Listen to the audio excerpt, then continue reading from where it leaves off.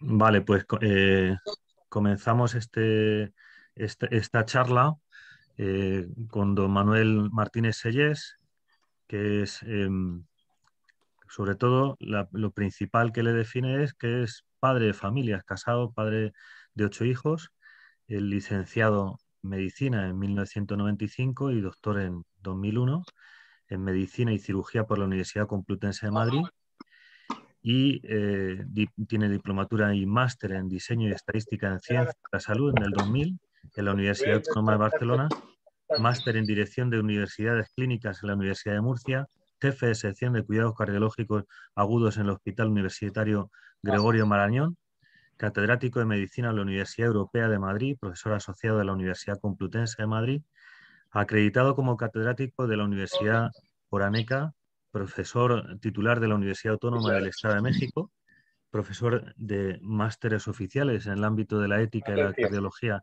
en las universidades Complutense de Madrid, Europea de Madrid, Católica de San Antonio de Murcia, CEU San Pablo, Internacional de La Rioja, Internacional de Valencia, miembro del Comité Científico de la Agencia de Investigación de la Sociedad Española de Cardiología, presidente electo de la Sociedad Española de Infecciones Cardiovasculares.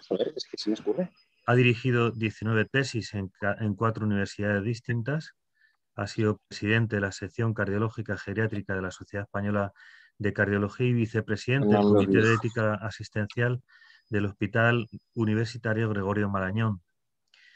Y bueno, pues tiene muchas publicaciones y especialmente ahora pues se le ha conocido más o se le conoce más a Manuel por estar presidiendo el Ilustre Colegio de Médicos de Madrid. Ha tenido a bien aceptar la invitación para darnos esta charla y sobre todo porque el colectivo que nos queremos unir a esta charla somos personas que estamos muy directamente implicados con el tema de la salud y especialmente pues sensibles a estas circunstancias que nos acontecen de una serie de leyes, entre otras esta de la ley de eutanasia, que, que ponen un poco pues en crisis bastante grande todo el tema de la visión de la persona y sobre todo pues una visión de la medicina muy utilitarista y poco personalista, ¿no? Entonces, vamos a ver, sí que os pido que como algunas pautas así, en cuanto podáis apagar vuestros micrófonos, porque yo encantado de los niños, pero si no se paran, llamaremos a Herodes. ¿Eh? Entonces, si acaso apagar vuestros micrófonos de hogar, metéis los niños en la cueva y que pueda hablar Manuel. ¿Eh? Eso, dale el biberón, venga. Don Manuel, muchas gracias. Adelante con ello. Bien, buenos días. Lo primero, agradecer la invitación para estar aquí hoy. Bueno, estar aquí es un decir, pero un gran placer de compartir. Voy a intentar compartir mi pantalla. Un segundito. Es que no me está funcionando la presentación. A ver. Sí, sí que funciona la presentación. Pero no la veo como presentación, ¿no? No, está como bloqueado. Un segundo, me voy a salir. No, se me ha bloqueado la pantalla. Empiezan los días buenos de tenis. Sí. A ver, se me ha bloqueado la pantalla.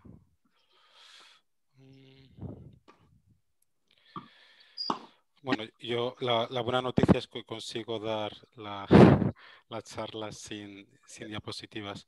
A ver, voy a dejar de compartir a ver si así consigo.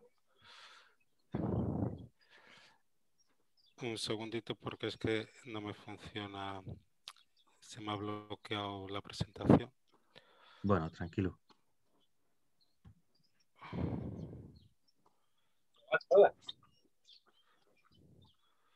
A ver, no. Diferencia de pista,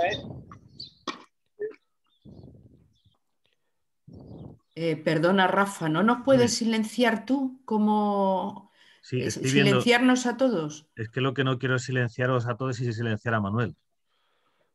Estoy intentando silenciar a todos porque hay alguno por ahí que me está dando la vara, pero bueno, vamos a intentar. A ver. yo creo que ya. Yo creo que ya hemos conseguido. Vale, He pillado perfecto. quién era. Y yo creo que ya me funciona esto, entonces voy a compartir la pantalla de nuevo, perdón. Eh, vale.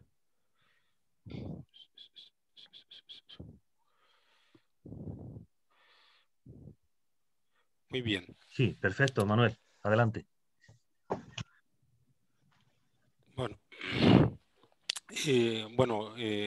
voy a intentar exponer, como decía la presentación, pues las consecuencias éticas que puede tener la ley de eutanasia, que probablemente en pocos meses esté vigente. Nosotros, o sea, mucho de lo que voy a hablar lo publiqué como hace un año respecto a un análisis de la eutanasia a la luz de la ciencia y de la antropología. Pero antes de hablar de específicamente la ley de eutanasia, quería dar al menos algunas pinceladas de la discriminación por motivo de edad, y luego voy a hablar un poquito de lo que es la calidad de vida y la dignidad. Luego ya entraríamos de lleno en el tema de la eutanasia y para terminar comentaré algo de lo que es la ley de cuidados paliativos, ¿no? Bueno, lo primero que creo que es importante es saber que vivimos en un país que está cada vez más envejecido. Se calcula o se calculaba antes de la pandemia que en menos de 20 años vamos a ser el país más envejecido del mundo. Y esto nos está llevando pues, a un verdadero suicidio demográfico. Cada vez nacen menos niños y además nuestros ancianos cada vez viven más. Hay que tener en cuenta que, por ejemplo, una mujer de 80 años en España, lo esperable es que viva otros 10 años. Esto incluso desde el punto de vista económico, pues que ya es un problema, va a ser un problema mucho más grande en el futuro, ¿no? Porque cada vez va a haber menos gente trabajando y hay mucha gente cobrando pensiones. Con lo cual, pues aquí hay como dos alternativas. Una alternativa sería promover la natalidad y yo, como se ha dicho, que tengo 8 hijos, puedo asegurar que no se está yendo por esa vía. Y bueno, otra alternativa podría ser la eutanasia. No digo que los que defiendan la eutanasia lo hagan únicamente por motivos económicos, pero está claro que va a tener unas consecuencias económicas claras. Y traigo aquí una gráfica de la pandemia, es una gráfica que ya no es muy reciente, pero bueno, que nos permite ver un poco que la infección por coronavirus es sobre todo grave en personas mayores. Individuos sanos pueden tener también, cuando son jóvenes, una infección grave por coronavirus, pero eso es muy, muy raro. Las infecciones graves se ven sobre todo a partir de los 70 e incluso más a partir de los 80 años. Y entonces, si vemos las cifras de mortalidad, vemos que se disparan, están ahí esas barras en granate, pues a partir de los 80. Pero sorprende un poco cuando uno va a mirar los ingresos en las unidades de cuidados intensivos, que están en naranja, pues ver que a partir de los 80 es muy excepcional que ingresen estos pacientes en unidades de cuidados intensivos. Con lo cual, pues ya hay algo como que no cuadra mucho, ¿no? Ya antes de la pandemia, pues había algún médico que decía estas cosas, ¿no? Que una persona de 85 años no debería ingresar en una unidad de cuidados intensivos. Que a mí esto me parece una manifestación clara de discriminación por motivo de edad, ¿no? Supongamos que un médico dice pues, que los negros no deben ingresar en unidades de cuidados intensivos o que las mujeres no deben ingresar en UBIs, pues eso sería inaceptable. ¿Por qué? Porque hoy en día el racismo, el sexismo no se aceptan en la sociedad.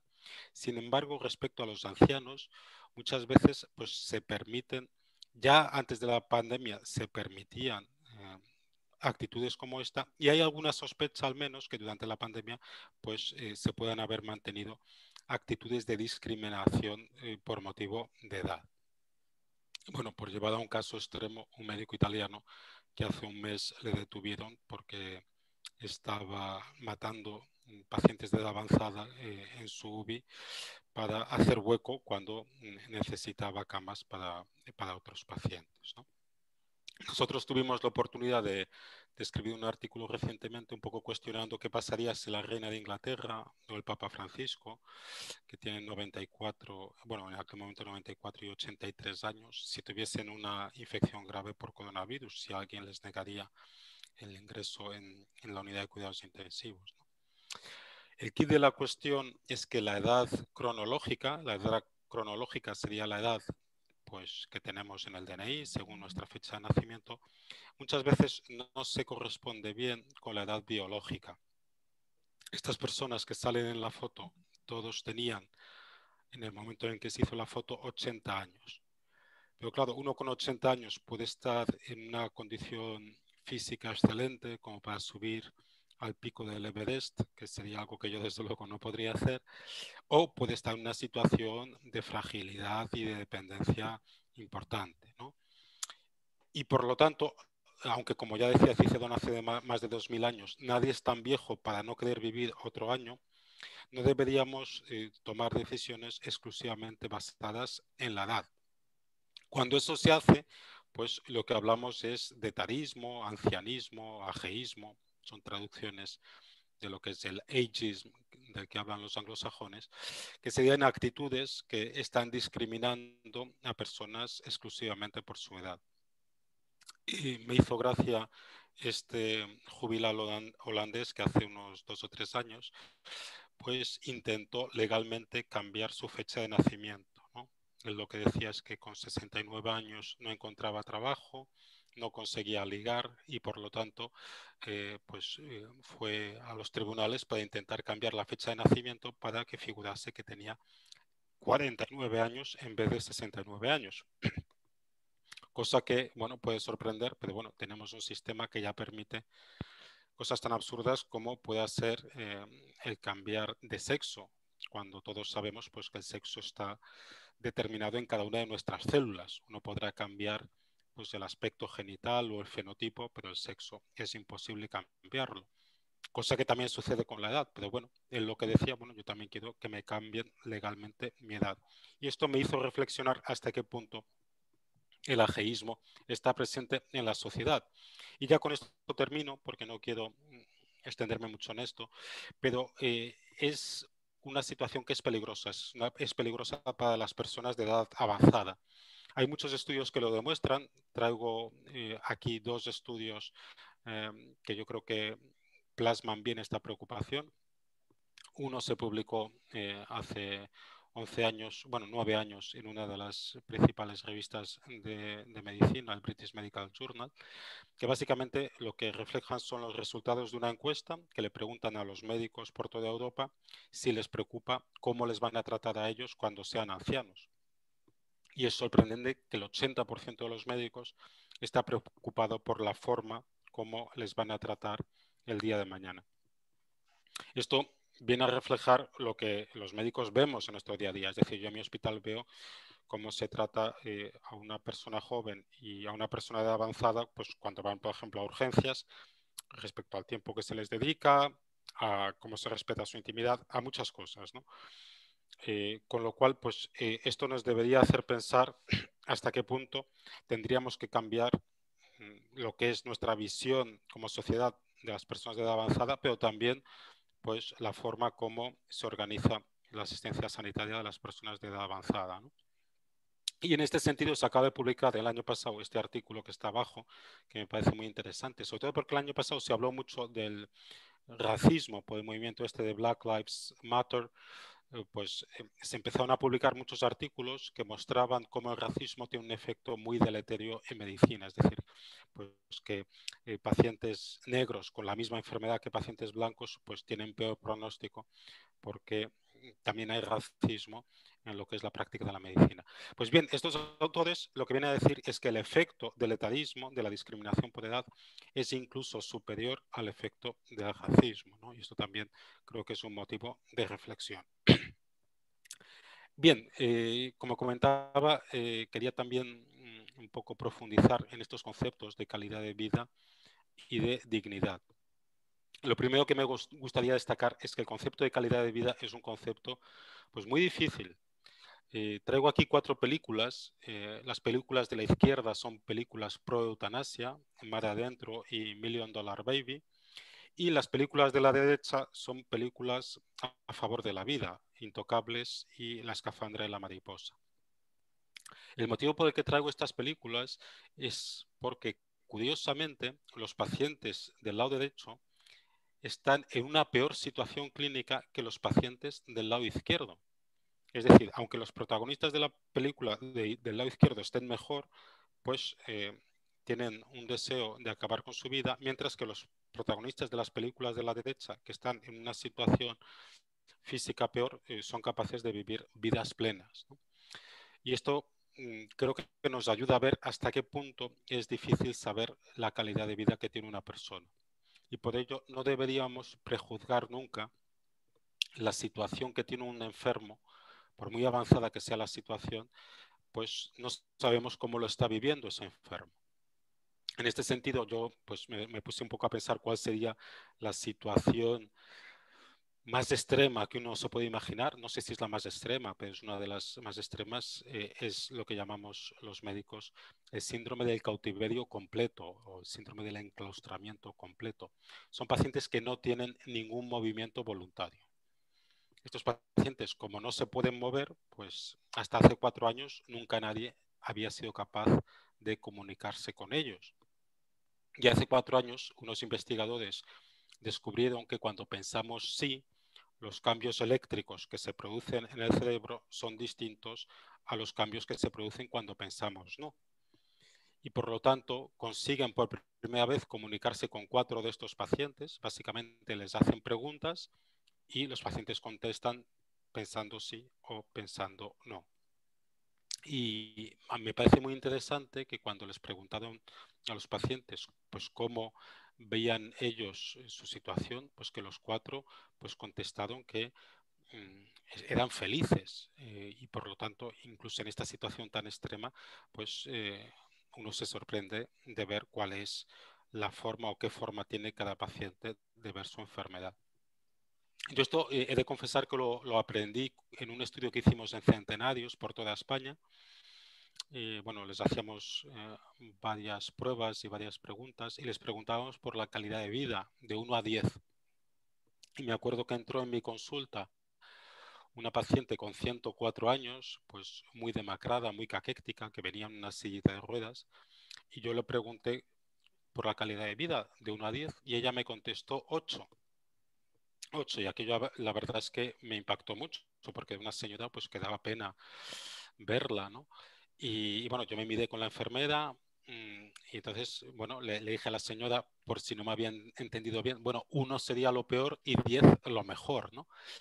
Y ella me dijo, sí, sí, yo me doy un 8 porque, bueno, me estuvo contando pues que ella tenía muchos nietos, bisnietos, que era muy feliz con su familia.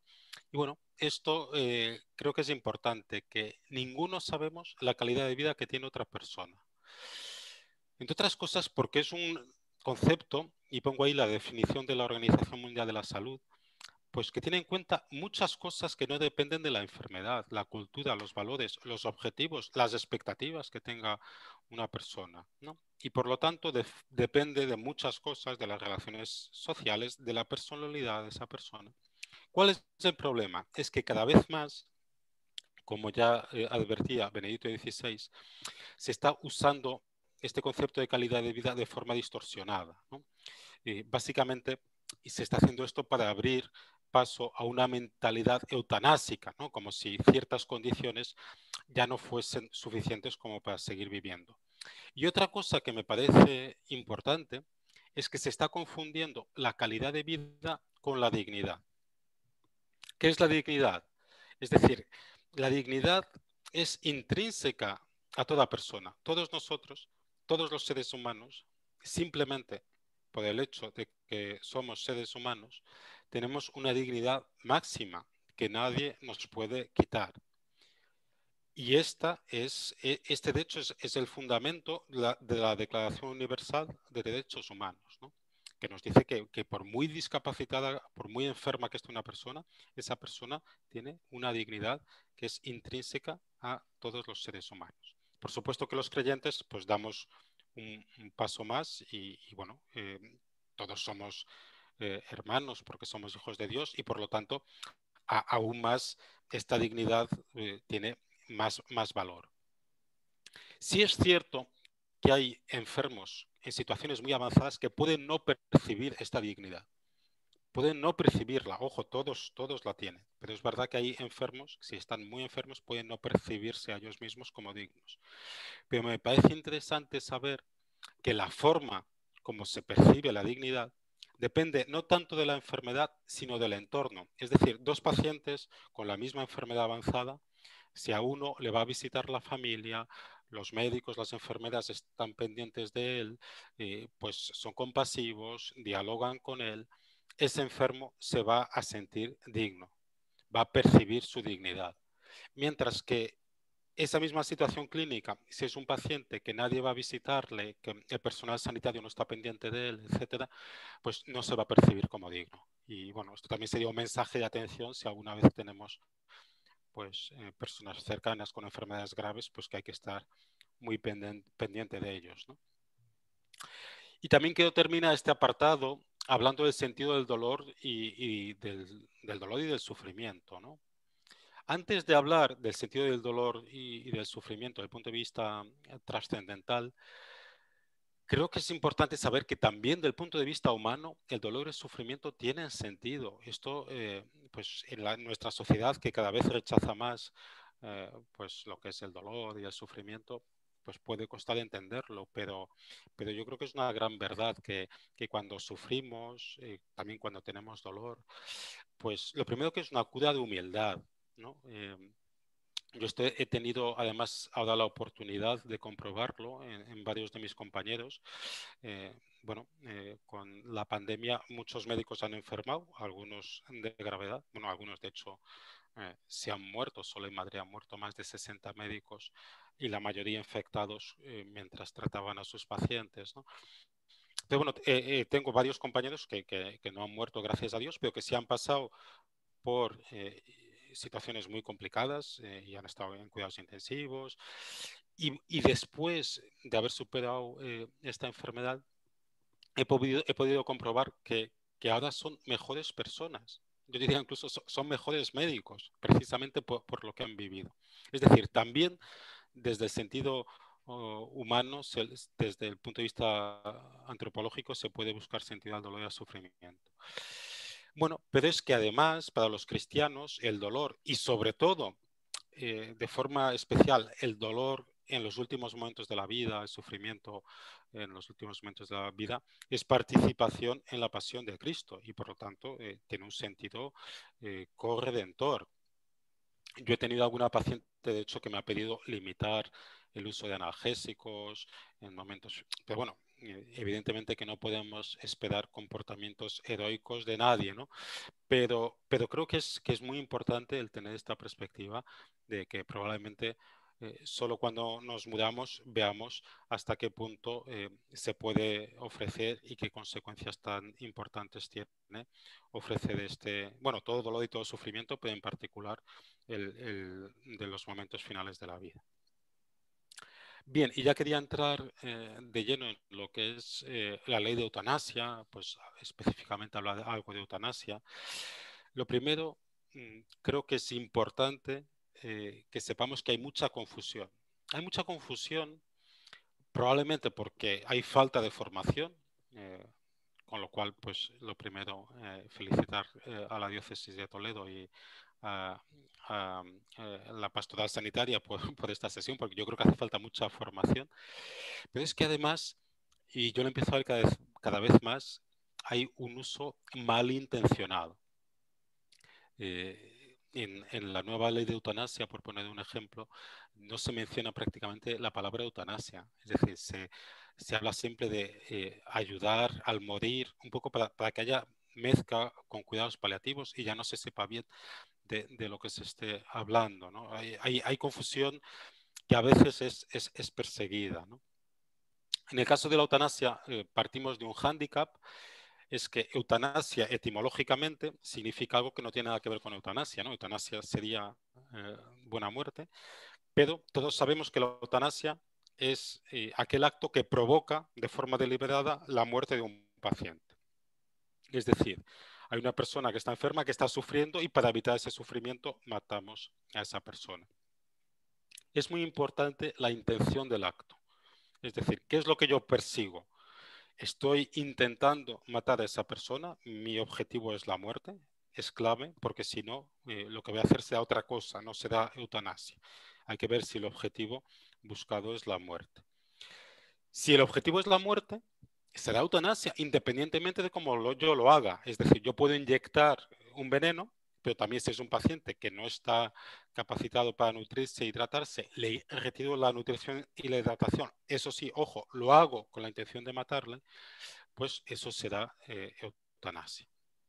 Por lo tanto, hay unos elementos esenciales. Lo primero, la naturaleza del acto. Lo que yo hago de verdad tiene que acabar con la vida del paciente. ¿De acuerdo? Se supone que el paciente, que el enfermo, está sufriendo y que tiene un sufrimiento importante, aunque como luego veremos, eso también está cambiando, ¿no? Y que tengo que tener esta doble intención, matarle para que deje de sufrir. Luego estaría el suicidio asistido. El suicidio asistido, aunque desde el punto de vista ético, moral, es bastante parecido a la eutanasia. Si hay algún país del mundo pues, que ha legalizado el suicidio asistido y no la eutanasia. ¿Qué es el suicidio asistido? Pues el médico lo que hace es prescribe un veneno, el paciente va a la farmacia, le dan el veneno, se va a su casa, se lo toma y se suicida. ¿De acuerdo? Es decir, es algo distinto a la eutanasia. Bien, ¿y cuál es la situación que tenemos actualmente? Yo creo que esto, por ejemplo, es algo que a veces a mí me llama la atención, que lees los medios, los periódicos, y parece que somos la excepción, que no tenemos la eutanasia, cuando es todo lo contrario, ¿no? En toda Europa solo se permite la eutanasia en el Benelux. Pero es que incluso si cogemos a todos los países del mundo, solo hay dos más, que son Canadá y Colombia, en los que se permite la eutanasia. Bueno, en el caso, como he comentado antes, del suicidio asistido, hay alguno más. En Europa, Suiza y Alemania. Y si cogemos el resto de los países del mundo, Japón, algunos estados en Estados Unidos y uno de Australia. Pero bueno, incluso considerando ambas prácticas, menos del 3% de la población mundial vive en países donde se permite esto. En el resto de los países, pues si alguien mata a alguien, sea el motivo que sea, o si alguien facilita el suicidio de alguien, pues va a la cárcel. Bueno, pues simplemente poner un ejemplo de qué es lo que sucede en Europa. Tenemos aquí un mapa de la Unión Europea. Es un mapa reciente porque el Reino Unido ya no aparece. Pues, ¿dónde se permite la eutanasia? ¿Dónde está despenalizada en Europa? Solo en el Benelux, ¿no? Es más, ha habido casos, por ejemplo, el caso de Portugal, que hace 3 años se intentó despenalizar la eutanasia y no se consiguió esta despenalización. Es importante saber que votó el Partido Comunista Portugués en contra. Esto creo que es clave porque nos da una idea de hasta qué punto es una mentira esto que se ha intentado vender, que la eutanasia es progresista, que es de izquierdas, porque precisamente la eutanasia, como también sucede además en el caso del aborto, es particularmente peligrosa en las clases menos favorecidas. Es interesante también saber que hace un mes se volvió a votar este proyecto de ley en Portugal y nuevamente el Partido Comunista Portugués volvió a votar en contra, ¿no? Y además hay unas sospechas claras en el caso en Portugal que la ley es inconstitucional y allí como el sistema es distinto, pues la han mandado al Tribunal Constitucional antes de que se apruebe y todo hace prever que no se vaya a aprobar porque la van a considerar inconstitucional. Aquí lamentablemente pues es probable que la ley, que aunque sea inconstitucional, pues esté vigente en pocos meses y que luego pues se inicien los trámites en el Tribunal Constitucional, que desgraciadamente no sabemos cuánto tiempo tardarán ni si en algún momento habrá una resolución. De hecho, hay una del aborto que lleva más de 11 años en el Tribunal Constitucional. Bien, lo que sí es cierto es que hay países, por ejemplo el caso de Holanda, que ya se despenalizó la eutanasia hace 17 años. Y en esos países se ha podido comprobar, además se ha podido comprobar pues, de forma muy clara lo que llamamos la pendiente resbaladiza o el plano inclinado. Es decir, que inicialmente la eutanasia se aprueba en circunstancias muy, muy concretas, muy excepcionales, pero que una vez se empieza a realizar eutanasia, se van ampliando los supuestos en los que se realiza, ¿no? Por ejemplo, en Holanda, cuando se aprobó la ley de la eutanasia, solo se permitía en pacientes que tuviesen un sufrimiento incontrolable, cosa que, como luego veremos, hoy en día prácticamente no existe. Pero es que además tenía que venir un equipo médico externo a comprobar este sufrimiento. El paciente lo tenía que pedir de forma clara. Además, un equipo médico externo también tenía que comprobar esta petición. Tenía que haber un análisis por parte de un psiquiatra, cosa que, por cierto, no pide nuestra ley, que es algo que es escandaloso, ¿no? Que no se vaya a solicitar pues, una valoración por parte de un psiquiatra, teniendo en cuenta que muchas enfermedades mentales, precisamente la ideación suicida es uno de los motivos por los cuales se hace el diagnóstico de enfermedad mental. No solo eso, sino que nosotros sabemos que una vez se legaliza la ley, estos supuestos pues van cayendo.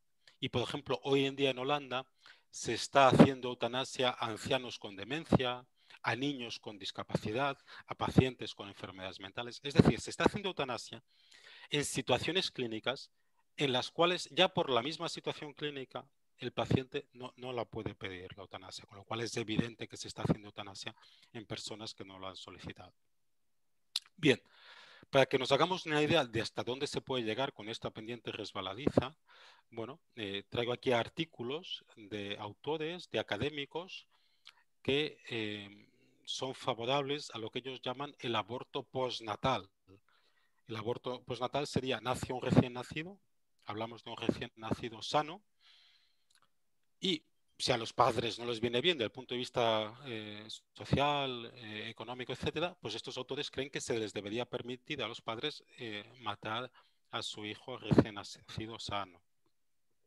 Yo la primera vez que leí este artículo creía que lo escribían los autores para provocar, hablando un poco del sinsentido del aborto, diciendo, oye, ¿cómo es posible que se permita matar a los niños en el vientre materno y luego cuando nacen, pues no, ¿no?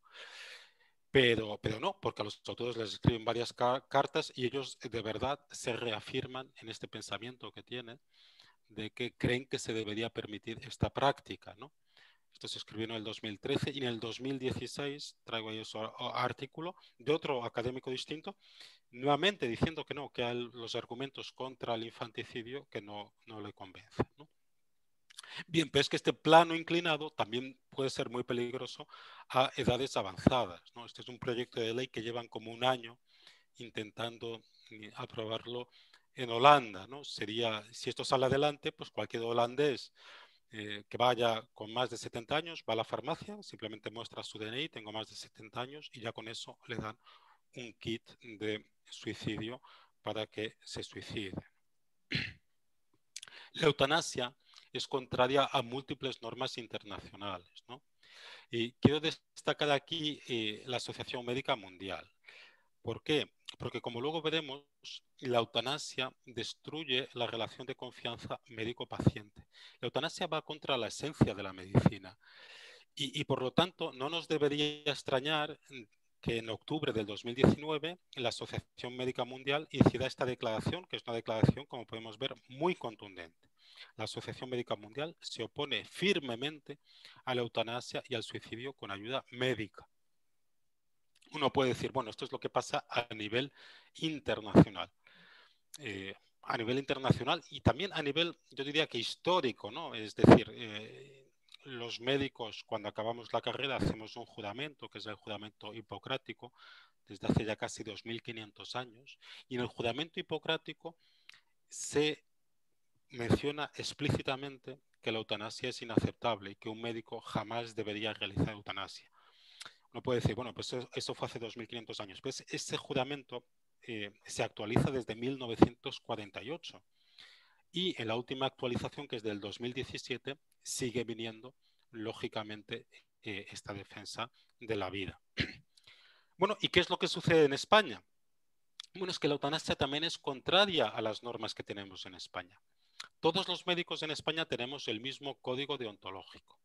Y en este código deontológico, que es relativamente reciente, tiene menos de 10 años, se pone: el médico nunca provocará intencionadamente la muerte de ningún paciente, ni siquiera en caso de petición expresa por parte de éste. Es decir, la eutanasia está prohibida según el código deontológico que tenemos vigente los médicos en España. Esto creo que es algo que también debemos saber y yo creo que es un motivo de reflexión.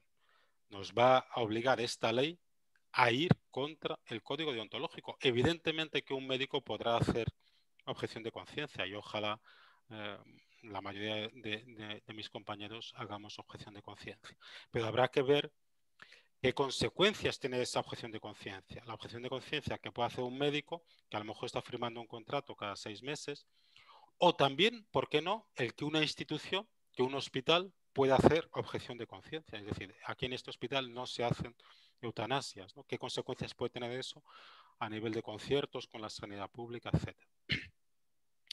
No solo eso, el gobierno tiene un órgano asesor respecto a la bioética, que es el Comité de Bioética. El Comité de Bioética es el máximo órgano asesor del gobierno y tiene un informe reciente del 2020 en el que pone específicamente la eutanasia y o auxilio al suicidio no son signos de progreso, sino un retroceso de la civilización.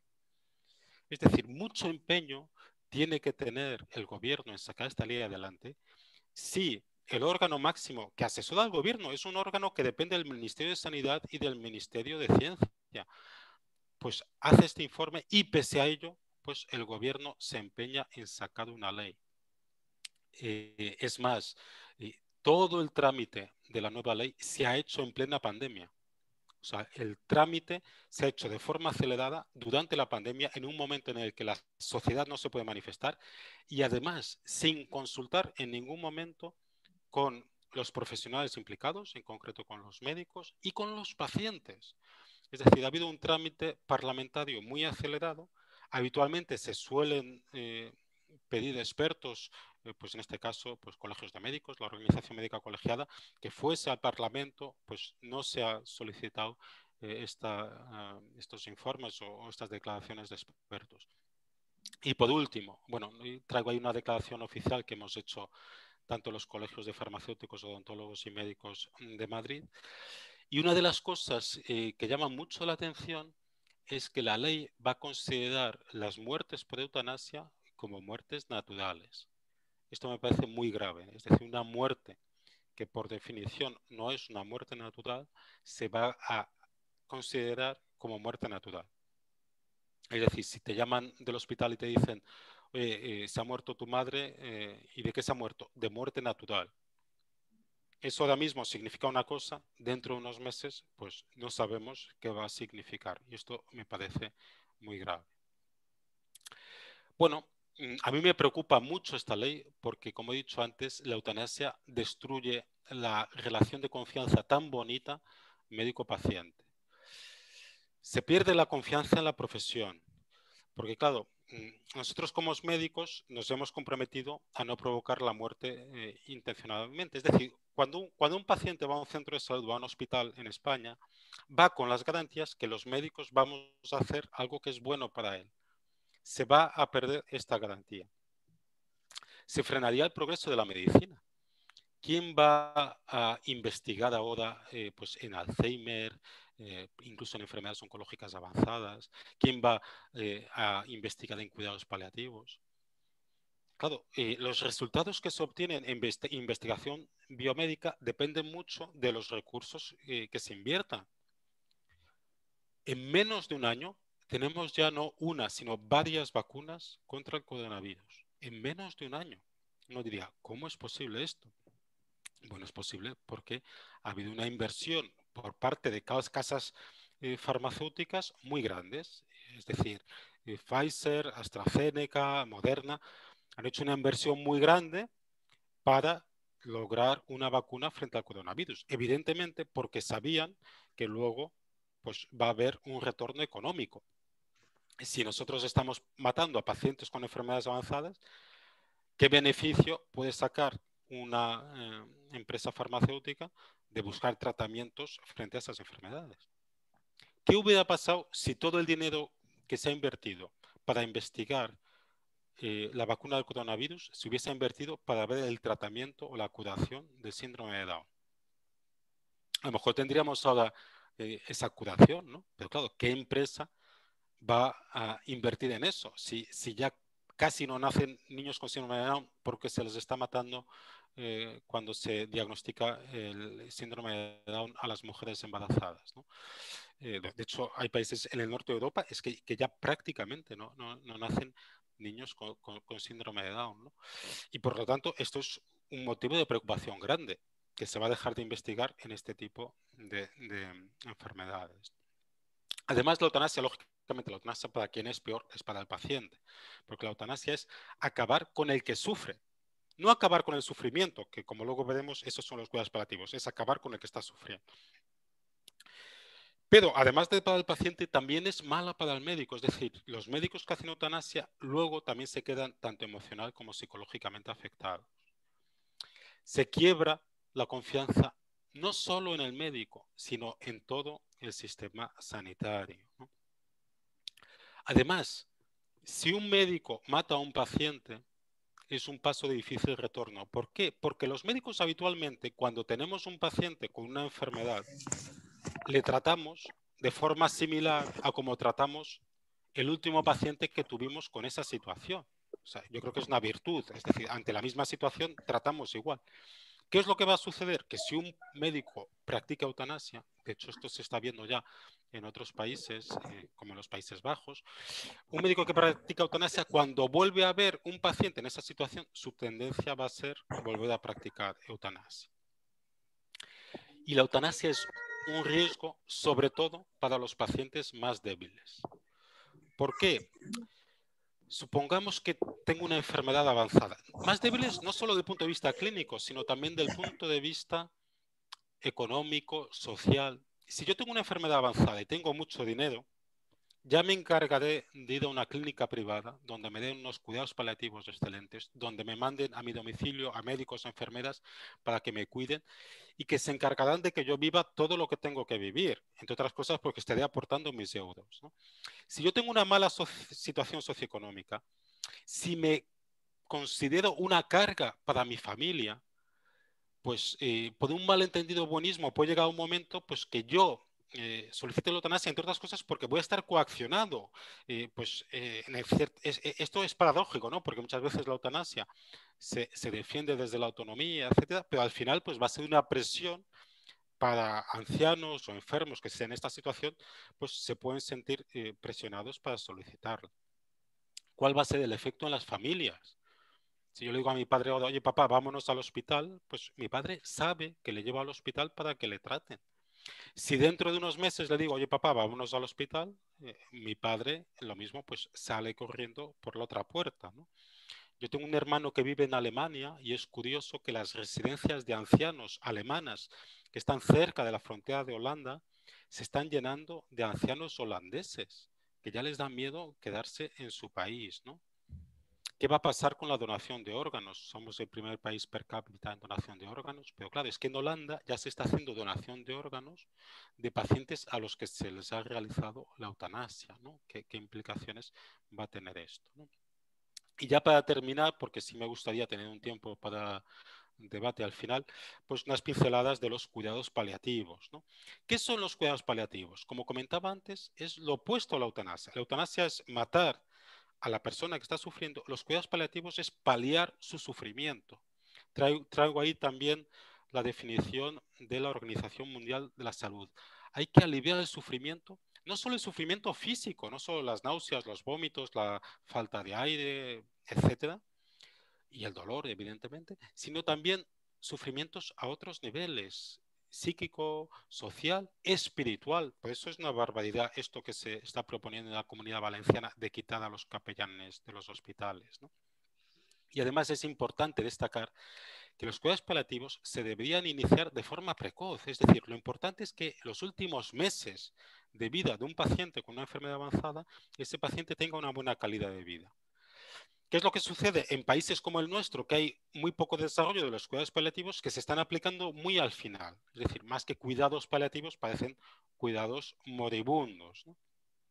Para que nos hagamos una idea, en el último Atlas Europeo de Cuidados Paliativos, de 2 servicios de cuidados paliativos por cada 100.000 habitantes, España no llega ni a 1/3 de eso. Es decir, nosotros tenemos 0,6. No solo eso, somos de los pocos países en Europa que están ahí en gris, que no tenemos una especialidad médica oficial de cuidados paliativos. Qué casualidad que tampoco existe en el Benelux, ¿no? Porque claro, cuando se apuesta por la eutanasia, estos cuidados paliativos que están ya infradesarrollados se van a desarrollar cada vez menos.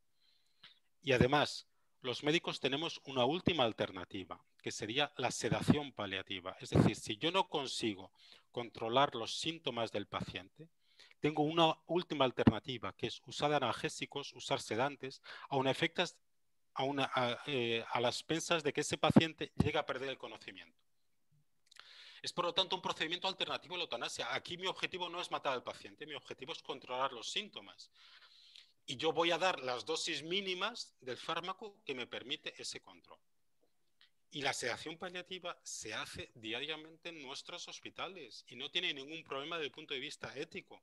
Es control sintomático.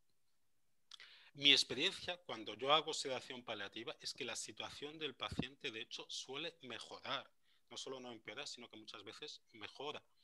Pero bueno, sí es verdad que existe un riesgo que al hacer sedación paliativa, de forma no intencionada, pues acabemos matando al paciente.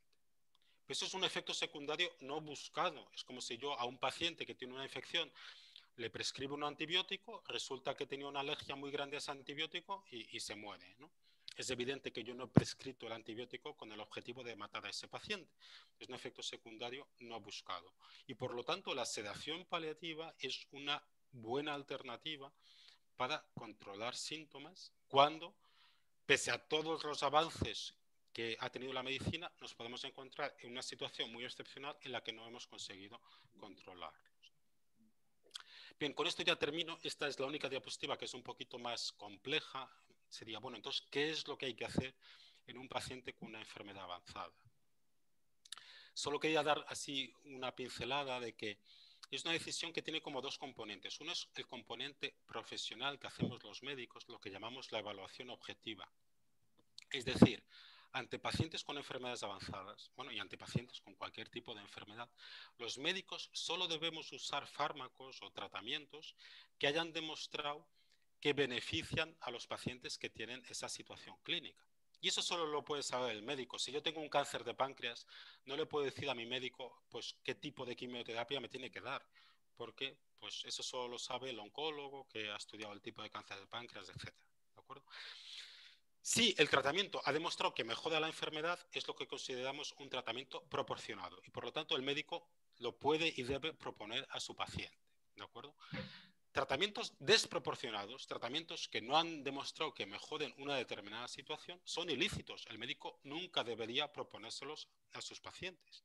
Por lo tanto, los médicos nunca deberíamos, por ejemplo, usar preparados homeopáticos porque no han demostrado que mejoren ninguna enfermedad. Bien, eso significa que hay que usar ese tratamiento porque todos tenemos la obligación moral de cuidarnos y hacernos cuidar. Bueno, depende, porque hay una evaluación subjetiva, que esta solo la puede hacer el paciente. El paciente tiene que ver que si este tratamiento que le propone el médico es algo que él puede aceptar, en ese caso sería un tratamiento ordinario y por lo tanto un tratamiento que debería recibir. Pero si ese tratamiento es un tratamiento que para el paciente le resulta inaceptable, puede ser inaceptable de distintos puntos de vista. Puede ser un tratamiento pues, que sea una cirugía muy agresiva. Puede ser un tratamiento que solo exista en Houston y que económicamente pues, al paciente le suponga muchísimo problema irse a Houston, etc. Si el tratamiento es inaceptable por la agresividad que le supone al paciente, del punto de vista que sea, pues ese tratamiento lo puede considerar el paciente extraordinario. Y ahí en ese caso no sería un tratamiento obligatorio. Bien, por lo tanto, esto del uso adecuado de medidas terapéuticas sería qué es lo que hay que hacer en cada situación. No es fácil, es un poco mi mensaje, que hay que ver muy bien cada situación en concreto, ver qué tratamientos existen, el grado de dificultad que tienen estos tratamientos, los riesgos, a lo mejor es una cirugía pues, que también supone un riesgo para el paciente. yo tengo pacientes que me dicen, oiga doctor, yo quiero pues agarrarme a lo que sea, pues les incluyo en ensayos clínicos con fármacos experimentales. Es decir, eh, es lícito pues que alguien busque agotar toda posibilidad de vida, pero evidentemente que no existe ese deber. Siempre es lícito también quedarse con los medios normales que la medicina puede ofrecer. Bueno, como decía, tampoco quería extenderme mucho en la presentación. Termino con dos conclusiones, una general y otra sobre la eutanasia. Bueno, la conclusión general, el etarismo, la discriminación por motivo de edad es muy frecuente en nuestra sociedad y también en el ámbito médico. Yo que estoy muy concienciado con estos temas, a veces me sorprendo a mí mismo teniendo actitudes etaristas, ¿no? Creo que tenemos que hacer un verdadero esfuerzo como sociedad y también los que seáis profesionales sanitarios, que hay alguno que conozco que se está conectando a la sesión, pues que tenemos que trabajar mucho en este aspecto. Esta distinción de calidad de vida, que por otro lado es un concepto subjetivo, que solo cada uno de nosotros sabemos la calidad de vida que tenemos, de la dignidad, dignidad intrínseca a toda persona, simplemente porque todo ser humano tiene una dignidad máxima. Este concepto final del que he hablado de tratamientos proporcionados y ordinarios, que entiendo que pueda ser un poquito más complejo, y la clave es tener unos buenos cuidados paliativos. Es muy cruel que se vaya a aprobar esta ley en un país como el nuestro, en el que hay miles de personas sufriendo porque no tienen unos cuidados paliativos adecuados. Y la única alternativa que se va a ofrecer a esos enfermos que están sufriendo es matarles en vez de implementar cuidados paliativos. Traigo aquí los 4 principales motivos, lógicamente hay más, por los que yo creo que la eutanasia es inaceptable. La pendiente resbaladiza, esto es incontrolable. Ojalá me equivoque, pero yo creo que en 10 años estaremos haciendo eutanasia en España a enfermos que no lo han solicitado.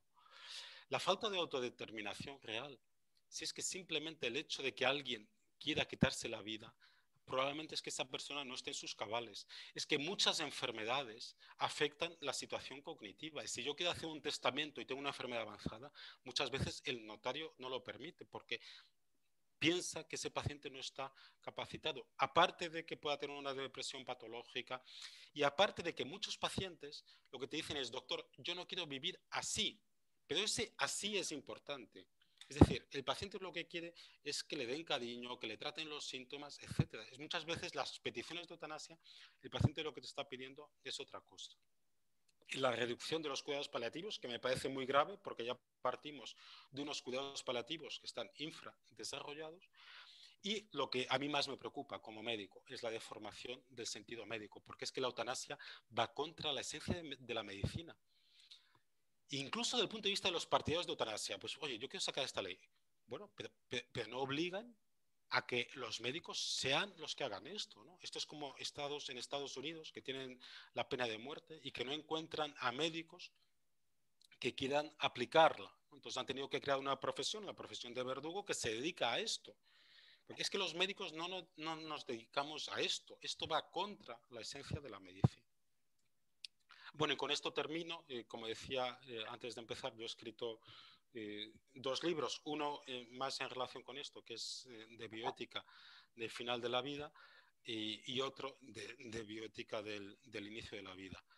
Y con esto pues termino y ahora no sé si tenemos la opción de preguntas, comentarios, discrepancias. Yo encantado. Gracias. Sí, muchas gracias, Manuel. Sobre todo también ahí, dentro de los participantes que estáis en esta mañana aquí, presentes en la charla, también hay muchos de los que este tema especialmente y todos estos conceptos, pues los tenéis manejando y aplicando ya, y sobre todo en esta defensa de la vida y con un conocimiento grande de lo que es la dignidad del ser humano y luchando por ella, ¿no? Y por eso estamos aquí en esta mañana dedicando este rato, ¿no? Y yo agradezco personalmente al señor arzobispo que nos acompañe, porque es un ánimo muy importante en esta lucha tan difícil y con tantos enemigos poderosos, ¿no? De alguna forma. Ahí, en este mes de febrero, desde la Pastoral de la Salud hemos querido en la revista, una revista sencilla que tenemos con un lenguaje accesible de temas importantes, sobre tema de bioética, hemos querido poner un análisis sencillo sobre la ley de eutanasia. Y le pedí yo especialmente a una abogada que está presente entre nosotros, Rosa, que hiciera un análisis de esta ley de eutanasia a nivel, desde el punto de vista del derecho, a nivel jurídico. Entonces, por eso, si ahora en este momento, pues Rosa nos podría comentar alguna cosilla especialmente referido a este tema, pues también nos aporta como para que luego podamos hacer también alguna serie de preguntas que podamos realizar en este momento, ¿no? Te activo, Rosa, el micro.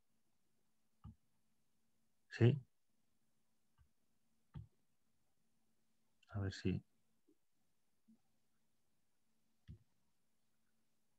Mientras, agradecer yo también Sí. a don Francisco. Sabía que había dicho las palabras al inicio de la charla, pero no sabía que iba a estar presente y, bueno, muy emocionado por contar con su presencia. Cuando quieras, Rosa. Bueno, buenos días.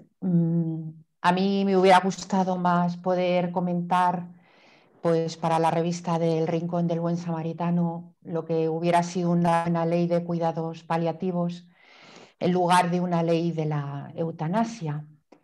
Y bueno, simplemente sí que me gustaría remarcar unas cuantas ideas desde el punto de vista jurídico. Y lo primero que me gustaría remarcar es que, bueno, yo dudo mucho que esta ley nazca de la voluntad de la ciudadanía. Como decía Manuel Martínez Sellez, no se ha contado con la opinión de los expertos, del Comité de Bioética, del Colegio de Médicos. Es una ley que, como él ha dicho, va en contra de los códigos deontológicos. Pero es verdad que no se ha hecho un estudio serio de qué piensa cada ciudadano de este país. No se ha hecho, por ejemplo, un referéndum, que yo creo que hubiera sido necesario antes de aprobar esta ley. La podía perfectamente haber convocado el rey con una propuesta del presidente de gobierno y previamente autorizada por el Congreso de los Diputados. No es algo tan complicado. Y luego me parece muy importante que nos quede claro a todos que es una ley que choca frontalmente con el derecho a la vida, que es un derecho fundamental. La vida es el bien jurídico más valioso que tenemos y su pérdida es totalmente irreversible. Muy brevemente, sí que me querría comentaros que un derecho fundamental siempre tiene una serie de características jurídicas. No me voy a entretener en ello para que la intervención sea muy breve, pero sí que es verdad que ningún derecho fundamental es un derecho dispositivo. Yo no puedo disponer de cuándo quiero vivir o de cuándo no quiero vivir. Es un derecho universal que abarca a todos. Es un derecho imprescriptible, irrenunciable, pero me quería fijar simplemente en una característica, y es que es un derecho, desde el punto de vista jurídico, inalienable. ¿Qué quiere decir esto? Que no se puede revocar por ninguna ley humana. Y esto es precisamente lo que acaba de hacer la ley de la eutanasia. Choca contra ese principio de que cualquier derecho fundamental es inalienable. Entiendo que es una ley mal hecha y una ley muy peligrosa. Mal hecha porque carece de un control judicial. Si os tomáis la molestia de leeros la ley, vais a ver que en ningún momento se habla de la intervención para controlar el proceso ni de jueces ni de fiscales, sino que se establece meramente un control administrativo. Se habla de esta comisión de gestión que va a estar integrada simplemente por un médico y un jurista, pero no se exige para nada que el jurista sea un juez que, vamos, ante un derecho fundamental a la vida, qué menos que interviniera un juez, no un jurista. Jurista puede ser un abogado en ejercicio o una persona que ha hecho la carrera de derecho y que simplemente o ni siquiera esté, porque si se comete un error en la aplicación de esta ley, desde luego el derecho es irreversible. el que haya muerto no vuelve a la vida. Creo que hay que destacar que es una ley con un claro trasfondo económico. Es evidente que se van a ahorrar muchas pensiones y que es mucho más barato adquirir el kit para morir que asumir el gasto sanitario de unos cuidados paliativos en condiciones. Es una ley ideológica, demagógica, va en contra pues, de la labor, de la vocación del médico, incluso también de la vocación del jurista. Creo que estamos aquí los juristas para defender la vida, no para tragarnos leyes en contra de la vida. Estamos para defender el derecho a la vida, no el supuesto derecho a la muerte. Y bueno, quería terminar haciéndoos caer en la cuenta, sobre todo porque la mayoría sois personal sanitario. Bueno, pues que esta ley, si os leéis despacio la exposición de motivos, se argumenta en base a motivos compasivos. Primero se habla del alargamiento de la vida y de los motivos compasivos, pero se deja sin aquilatar todos los conceptos jurídicos de los que se habla en la ley. Y, por ejemplo, para que reflexionéis, ¿quién decide que el paciente que quiere morir es capaz de tomar esa decisión y que esa decisión sea verdaderamente libre y sin coacciones? ¿O quién decide que el dolor es intolerable? Y os hago esa reflexión porque al final la función que le correspondería a un juez le va a corresponder a un médico o a una tercera persona. Y eso es, desde el punto de vista jurídico, claramente inconstitucional. Y bueno, creo que hemos empezado a caer por una pendiente resbaladiza. Es una ley que mucho me temo que va a ser prácticamente imposible dar marcha atrás. Y entre otros muchos aspectos a nivel jurídico que se podrían tocar y quedaría para mucho, pero sí que según venía esta mañana hacia mi oficina, venía pensando, es que esto es muy similar a una orquesta donde cada vez que se toca un instrumento, el instrumento desafina. Si vamos viendo punto por punto la ley, y para eso os animo que os leáis este breve artículo del Rincón del Buen Samaritano, cada vez que tocamos un instrumento, es decir, un artículo de la ley, desafina todo. Desafina el derecho de objeción de conciencia al personal sanitario, desafina los plazos tan breves para llevar a la práctica la eutanasia, desafina cualquier cuestión que toquemos de la ley, desafina que no haya un control judicial, desafina todo. Entonces, bueno, simplemente quería aportar esto y, bueno, y animaros a que os leáis el texto de la ley para saber de qué estamos hablando todos. El artículo del que habla Rosa, del Rincón del Buen Samaritano, que lo tenemos ha llegado a las parroquias, pero también está colgado en la página web del Secretariado Pastoral de la Salud, Pastoral de la Salud Toledo.org, y ahí lo tenéis, el número del Rincón del Buen Samaritano, ¿no? Y ahí tenéis el artículo que ha hecho Rosa explicando un poco esta ley y cómo el análisis de la ley, ¿no? No os tengo a todos en pantalla de vídeo, o sea, no tengo en vídeo a todos, entonces, sí. Perdón, Sí, Manuel. hacer un comentario. Gracias a Rosa por su intervención.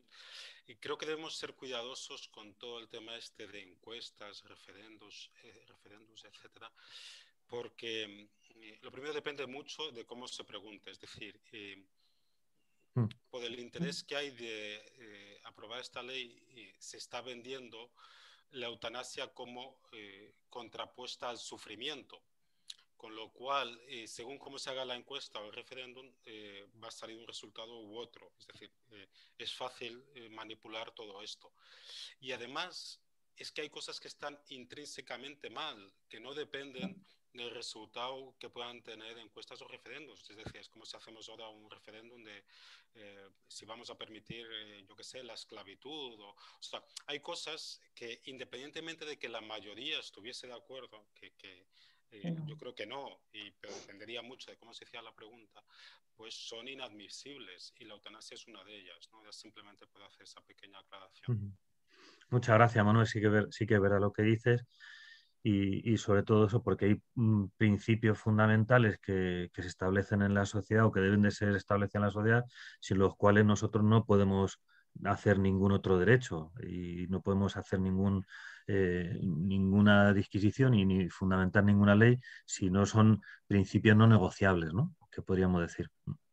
Vale, no, como digo, no os tengo a todos en imagen para poder intervenir, y sí que lo que os pido es simplemente levantar la mano si queréis hacer alguna pregunta, ¿vale? Y os doy posibilidad de hablar. Fernando, creo que te he dado ya...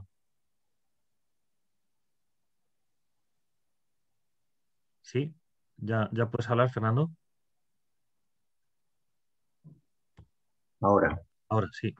Adelante, Bueno, Fernando. me ha gustado mucho tu charla, Manuel. Yo soy internista, llevo 41 años de médico y he dado también unas cuantas charlas sobre el tema este, que sabíamos que por todos estos temas nos iba a acabar llegando. A mí en 41 años solo una paciente hace unos meses, y de una manera bastante inconsistente, pues me pidió que lo que tenía que hacer con ella era acabar con su vida, ¿no? Y desde luego cuando mejoró me pidió incluso perdón, ¿eh? Y hace ya, sin embargo, más de 10 o 15 años, otro paciente me dijo una frase que me dejó muy marcado. Usted no será de esos que le ponen a uno una inyección y acaba con su vida, ¿no? Creo que fue coincidiendo con los sucesos lamentables que ocurrieron en un hospital del sur de Madrid. Bien, yo estoy apuntado a una conferencia que tiene el Colegio de Médicos de Toledo dentro de 4 días aquí, y que viene uno de los ideólogos de esta ley, un psiquiatra que ha sido asesor, no recuerdo ahora mismo el nombre. Este hombre, leyendo lo que decía, habla de que esta ley es muy garantista. Yo no encuentro dónde existen esas garantías, como bien decía Rosa Arcones, máxime teniendo en cuenta el que se niega la mayor, o sea, se obliga al médico a certificar como muerte natural lo que no es, o sea, se le obliga a hacer una falsedad en documento público. Hablan de que luego hay que hacer una comunicación al comité este de garantías pero si ya los holandeses, que en teoría era un sistema algo más garantista, no hacen esa comunicación y lo reconocen pues, los propios miembros que fueron padres de la eutanasia, esto está claramente visto en la comisión Remmenlich, ¿no? Pues aquí, si ya has certificado como muerte natural, ¿para qué vas a andar dando ninguna notificación a ningún sitio? Porque claro, lo único que te va a hacer es complicarte la vida, ¿no? Y que haya encima alguien que se le pueda ocurrir, pues decir que a ver si las cosas no las has hecho bien. Y luego ya el sumum es que el plazo de reflexión sea de 15 días. O sea, en 15 días, pues uno, si está pasando una depresión, pues puede no haber salido en absoluto de ella, y más si no se va a valorar si está capacitado para tomar esa decisión. Hasta ahora cualquiera de nuestros pacientes, cuando cuando valoras con él, pues le informas y valoras si determinada propuesta que le haces de tratamiento pues la acepta o no, o frente a las alternativas que hay, pues lo primero que ves es si está capacitado para rechazar, pues, por ejemplo, pues no sé, una amputación de una pierna en una persona y si no está capacitado, pues lo puedes poner en conocimiento del juez. Muchas personas están incapacitadas por una situación de depresión. La ley holandesa, ya que no aceptaba la enfermedad mental, pues hace ya muchos años que aceptan el sufrimiento mental y que los deprimidos pueden pedir el suicidio en vez de pedir ayuda para vivir, ¿no? Pues Entonces, 15 días es una cosa que, desde luego, se escapa totalmente de cualquier tipo de garantía. No sé qué pensaréis sobre este tema. Muchas gracias, Fernando, por tu intervención. Yo he de confesar que a mí nunca ningún paciente me ha pedido la eutanasia. Creo que además es la situación más habitual. Ahora si nos ponemos a preguntar a médicos en España, son muy poquitos los que han recibido estas peticiones. Cuando yo presenté mi libro sobre eutanasia en el Colegio de Médicos de Madrid hace un año, sí hubo una compañera, gracias, sí hubo una compañera que se levantó y comentó que sí, que a ella le había pedido la eutanasia a una paciente, a una médico de familia, y contó su experiencia, ¿no? Esta paciente le había pedido a ella la eutanasia y entonces claro, ella dijo, bueno, ¿usted por qué me pide eso, no? Y la paciente le contó una serie de síntomas que tenía, que no estaban bien tratados, le contó una serie de problemas sociales que tenía y esta compañera lo que hizo fue tratar esos síntomas y puso a esta enferma en contacto pues, con la trabajadora social que resolvió los problemas sociales y esta misma enferma a la semana le llevó a mi compañera una tarta de manzana, ¿no? Entonces ella decía de forma muy graciosa, yo con la nueva ley de la eutanasia aprobada me hubiese quedado sin tarta de manzana, porque es que además la ley es obligatoria, ¿no? Si no haces objeción de conciencia te obliga, ¿no? Y yo creo que Fernando lo ha expresado muy bien. Y si es que la ley, lo primero, es muy llamativo que no se exija una valoración por parte de psiquiatría. Cuando la intención de quitarse la vida ya es de por sí criterio de diagnósticos de muchas psicopatologías. Y luego llama muchísimo la atención lo de los 15 días. Si es que cuando un psiquiatra usa un tratamiento antidepresivo, tiene que esperar al menos 15 días para empezar a ver el efecto de ese tratamiento, ¿no? Con lo cual es una ley que incluso desde el punto de vista de un partidario de la eutanasia está muy mal redactada y redactada de una forma muy, muy agresiva, ¿no? Con lo cual, pues la verdad es que yo aquí un poco la esperanza que yo tengo es que como la sanidad está transferida a las autonomías, pues que las autonomías, yo desde luego lo voy a pedir en la Comunidad de Madrid, pues que limiten la aplicación de la ley. Un poco con lo que ha pasado con la ley CELA, por ejemplo, en Madrid, pues ya la Comunidad de Madrid pues, ha prolongado los conciertos con los colegios, ha contralegislado, es decir, pues ojalá pues esto también se pueda hacer respecto a la ley de la eutanasia. Y por último, respecto a estas jornadas que no conozco, que se van a hacer en el Colegio de Médicos de Toledo, lo primero que tengo que decir es que no conozco el actual presidente del Colegio de Médicos de Toledo. Sí conocía al doctor Rodríguez Padial, que además es cardiólogo como yo y que es una persona totalmente íntegra desde el punto de vista ético y bueno, qué pena que ya no esté él. No conozco el actual, con lo cual no puedo decir. Lo digo porque a veces también se hacen jornadas en las que se ven puntos de vista que son al menos sorprendentes, ¿no? Yo creo que es muy clara la postura que tenemos la mayoría de los médicos, pero también hay que saber que dentro de los médicos hay situaciones que yo creo que son excepcionales, pero de personas que son partidarias de esto, ¿no? Y también terminar diciendo que creo que nos va a tocar estar muy vigilantes, no solo como médicos, pero también como pacientes o como familiares.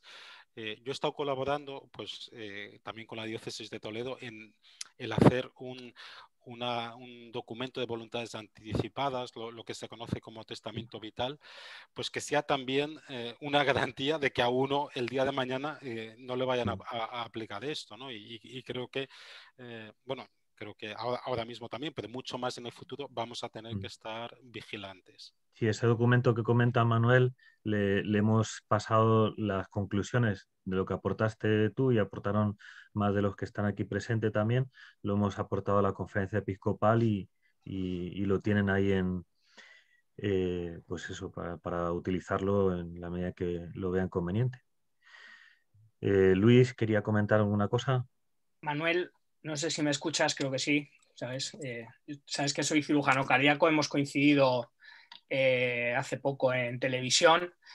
Agradecerte la claridad con la que te has expresado, felicitarte Estoy de acuerdo igual contigo en que yo en 20 años no he tenido ninguna petición de eutanasia. Sí he tenido peticiones de lo contrario, y es de enfermos que vienen a la desesperada buscando algo ya que está más cerca del milagro que de la medicina. Pero bueno, eso es bueno saberlo. Lo de la formación es muy importante. Nosotros hemos empezado hace poco aquí desde la base, explicando, pues yo esta semana he estado en la universidad, profesores, en colegios, alumnos de bachillerato. El desconocimiento que hay es tremendo, entonces es muy importante empezar desde abajo. Y una cosa, un comentario te voy a decir con respecto a la lista.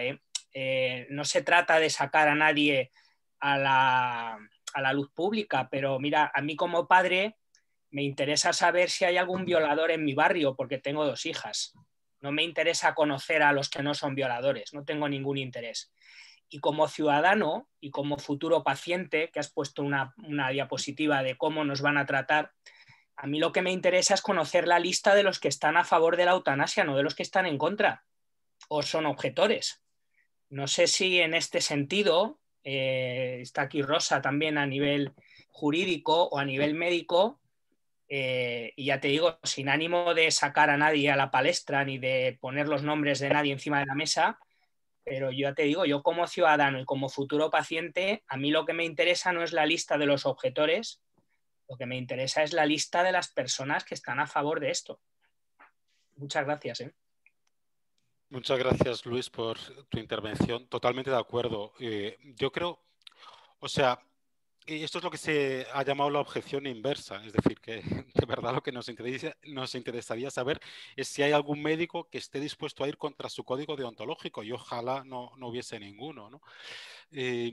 Esto creo que va a ser complicado, pero lo que sí tendríamos que trabajar, y yo desde luego en el Colegio de Médicos de Madrid lo vamos a trabajar, es que si hay una objeción, esta objeción no sea pública en el sentido de que no pueda tener consecuencias a nivel laboral. Es decir, a mí lo que me preocupa es, y además en Madrid hay mucha inestabilidad laboral, que algún médico no puedan o no quieran renovarle el contrato porque haya hecho objeción. Con lo cual, pues que la objeción sea a nivel del colegio, sea anónima y que las instituciones no tengan la capacidad de saber esto. Ojalá se tuviesen legalmente que significar los médicos que estén dispuestos a realizar eutanasia, entre otras cosas, porque a lo mejor muchos pacientes se pensarían antes de ir a esas consultas o antes de dejar que esos médicos les hagan, tú que eres, Luis, cirujano, intervenciones que sean agresivas, ¿no? Y además esto se une a lo que hemos comentado antes de que sean médicos que vayan a tragar también con el hecho de considerar la muerte por eutanasia como muerte natural, que es algo que yo creo que como profesional tendría que llamar mucho la atención, ¿no? Con lo cual, pues ojalá lleguemos a esta objeción inversa o al menos consigamos que la objeción no sea pública en el sentido de que pueda tener consecuencias a nivel laboral, ¿no? Bien. Tengo que ausentarme porque tengo que marchar a otro compromiso. Estoy disfrutando muchísimo con todos vosotros. De don Manuel, muchísimas gracias, don Manuel Martínez, por esta conferencia y toda la intervención que habéis tenido desde el punto de vista médico, también Rosa como abogada. Ha sido una auténtica gozada y bueno, pues hay que seguir trabajando en la vida. Está claro que nos hemos quedado solo en la Iglesia trabajando por la vida, en la confesión, como hasta la muerte natural que decíais, nos hemos quedado solos, pero tenemos que seguir trabajando porque merece la pena, porque con la vida no se pierde nada, con la muerte no se puede, sin la vida no hay nada, ni siquiera la posibilidad de, en este sentido aquí en la tierra, de conocer a Dios y de vivir. Es decir, es que por eso hay que luchar con todo y con todas las consecuencias por la vida. La vida es el gran valor que tenemos en todos los sentidos, ¿no? Así que yo solamente sí que me interesa terminar a través con la bendición, porque tengo ahí media, ya tengo el compromiso, falta un minuto y nada, aquí estamos, como decía mi madre, todo seguido como el paso doble. Tengo que estar hasta las 10 de la noche casi como el paso doble, todo seguido. Así que os doy la bendición a todos y a todos aliento a seguir trabajando por la vida. Y, creo que la vida es el mayor don que nos ha dado Dios y el mayor don que hay que cuidar. El Señor esté con vosotros Y con tu y espíritu. la bendición de Dios Todopoderoso, Padre, Hijo y Espíritu Santo, descienda y os acompañe siempre. Muchas gracias, don Hasta Francisco. pronto. Muchas gracias. Hasta Muchas pronto. Muchas gracias. gracias. Muchas gracias. Seguimos con bendición incluida, seguimos con Margarita y que quería intervenir y comentarnos alguna cosa. Hola, buenos días. Muchísimas gracias, Manuel. Me ha encantado. A ver, yo soy enfermera del Hospital de Parapléjicos de Toledo. Este es un hospital también muy peculiar. Juan Luis, que está aquí presente, uno de nuestros capellanes, pues lo conoce. A mí sí, como enfermera, incluso desde hace muchos años, independiente de la ley de la eutanasia, muchos pacientes al pasar por su lado me han pedido mátame, mátame, mátame, ¿no? Dentro de una fase pues, de negación, de un principio de lesión, pacientes muy jóvenes con unas características muy, pues, muy serias, ¿no? Muy graves. A ver, esto es muy complejo, ¿no? Porque yo veo también el sentir general de mis compañeros, es que yo creo que la clave la ha dado Francisco ahora, ¿no? O sea, la Iglesia, los valores, el derecho a la vida, la dignidad. ¿Qué es la dignidad? Que es una... pues el sentir general de muchos de mis compañeros es efectivamente, es que así no merece la pena ser vivida, ¿no? Esa diapositiva de los dos aspectos, ¿no? de las películas. Vale la pena vivir así, en una cama dependiente, con todo, ¿no? Entonces ahí yo creo que hay una línea muy difícil, ¿no? No estoy hablando de una fase aguda ni de una fase de un ingreso primero, sino de muchos pacientes que llevan muchos años y tienen realmente un cansancio vital, ¿no? O sea, yo creo que todos necesitamos ayuda, los que estamos en la iglesia, para dar sentido también, para intentar ayudar a tanta gente que viene y pues que necesita ayuda, ¿no? Necesita la ayuda y que hoy día pues solo lo podemos dar nosotros, yo creo, ¿no? Y luego un aspecto que has dicho, Manuel, el 10 de diciembre, me lo he apuntado aquí, el SESCAN hizo una jornada con toda urgencia 2 días antes de presentar la ley, ¿no? Como para información a todo el personal sanitario, ¿no? En esta jornada, bueno, fue alucinante porque ahí salían hasta juristas por la eutanasia, no sé qué, salían un montón de plataformas que yo decía, bueno, pues ¿por qué no albañiles por la eutanasia o señora de la limpieza o yo qué sé, ¿no? O sea, aquí lo que marcaba y lo que importaba era despenalizar la ley. Era el primer paso, ¿no? El primer paso era despenalizarlo, ¿no? Que nadie estuviera en la cárcel por una asistencia al suicidio asistido, por aplicar la eutanasia, primero despenalizar y luego ya, como dices tú, dentro de 10 años yo creo que esto va a caer por su peso tal y como está la sociedad, ¿no? Pero, y ya termino, fue impresionante porque el último ponente, que yo creo que no sabían a quién estaban invitando, fue el presidente del Comité de Bioética de Madrid, precisamente, don Federico de Montalvo, ¿no? Que yo creo que es con un apellido muy raro. Bueno, y allí metió una caña desde el principio de su ponencia porque dijo que no es que fuéramos el único país de Europa, sino del mundo donde no se ha hecho una consulta al órgano colegiado, o sea, al Comité de Bioética de España, y que este informe le habían hecho ellos de mutuo propio, ¿no? O sea, porque habían querido, pero no porque el gobierno, ni el Estado, ni las Cortes, ni nadie les hubiera consultado, sino porque ellos, dentro de sus deberes, podían hacer un documento y lo habían hecho en plan pues porque sí, porque veían que tenían que dar una respuesta, ¿no? Entonces, la verdad es que fue impresionante, a mí me ayudó mucho, digo, creo que no le van a volver a invitar al SECAN porque fue como un final totalmente contrario a toda la parte ideológica. Venga, muchas gracias. Muchas gracias, Margarita. Además, creo que, bueno, yo he hablado de que la eutanasia va a afectar mucho a los médicos, pero también va a afectar mucho a las enfermeras, es decir, las que les tocaría aplicar estos venenos que puede pautar el médico son las enfermeras, con lo cual también es llamativo que no se haya consultado ni con los médicos, ni con las enfermeras, ni con el Comité de Bioética de España, como comentaría Federico en esas jornadas. Y respecto a estas situaciones duras de los pacientes que puedan estar ingresados en el hospital de parapléjicos, a mí me ha ayudado mucho ver una campaña que se llama Vividores, que está en vividores.org, en la que aparecen pacientes con situaciones muy avanzadas, con paraplegias o incluso con situaciones más avanzadas, como puedan ser pacientes que tienen enfermedad de ELA avanzada, y cómo algunos de ellos, pese a la situación clínica tan avanzada que tienen, pues son capaces de tener vidas plenas, y como algunos comentan pues que en algún momento de su vida pues también se plantearon estas cosas, y gracias al apoyo que tuvieron pues por parte de su familia, del personal sanitario, pues han podido cambiar la visión que tenían de su enfermedad, y cómo se arrepienten de que en algún momento hubiesen solicitado eso. Pero indudablemente, pues, o sea, yo lo que he dicho es que nunca me lo ha pedido ningún paciente, no que no lo puedan pedir a algún paciente, como seguramente le ha pasado a Margarita, ¿no?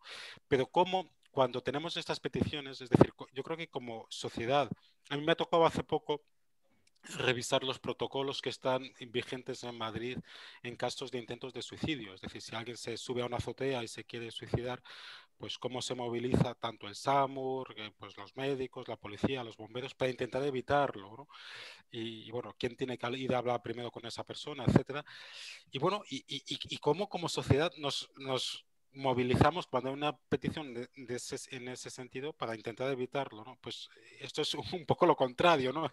Va alguien y le empuja a la persona que está pensando en suicidarse, ¿no?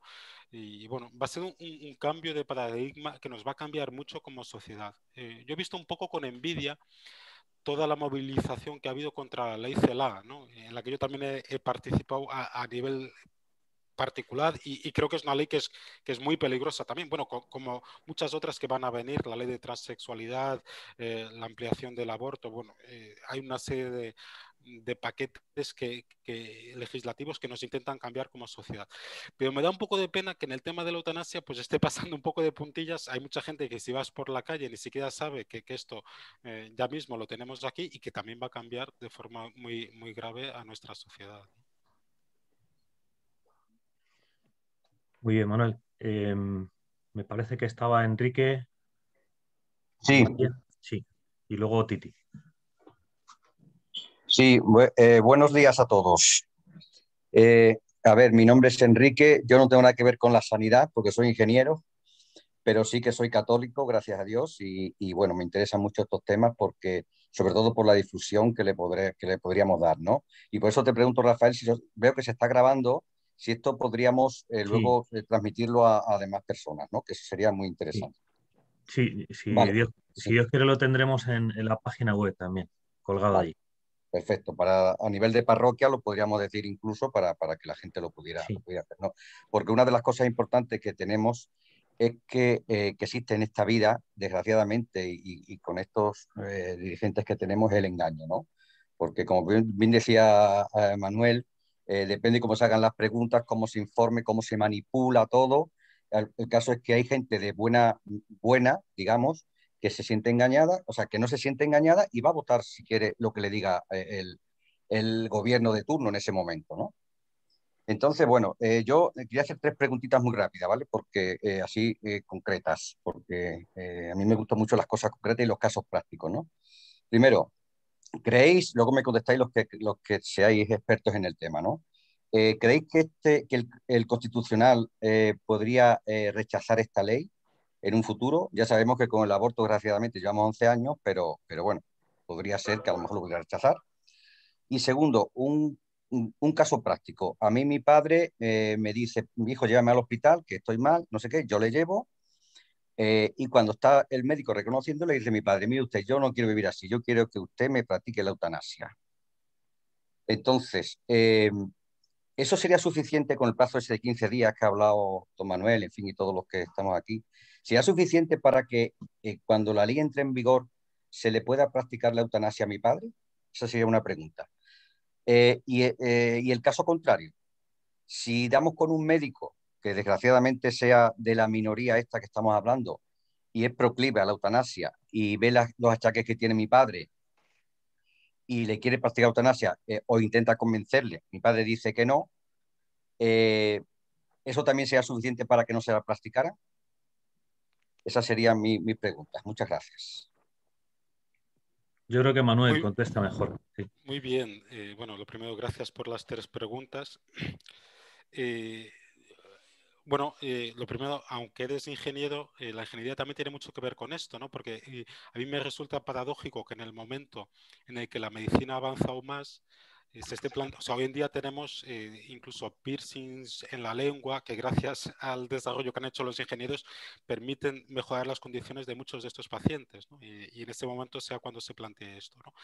La pregunta del Tribunal Constitucional, bueno, hay mucha gente que cree que sí, que la ley es manifiestamente contraria a la Constitución española. Lo que pasa es que, claro, como también bien has mencionado, con la experiencia que ha habido del aborto, a saber cuándo tendremos una resolución del Tribunal Constitucional sobre esto, ¿no?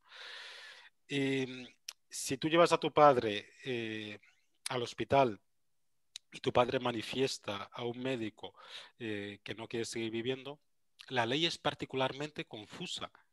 Es decir, que otras leyes en países que tienen la eutanasia despenalizada, pues se especifica mucho en qué patologías, en qué situaciones.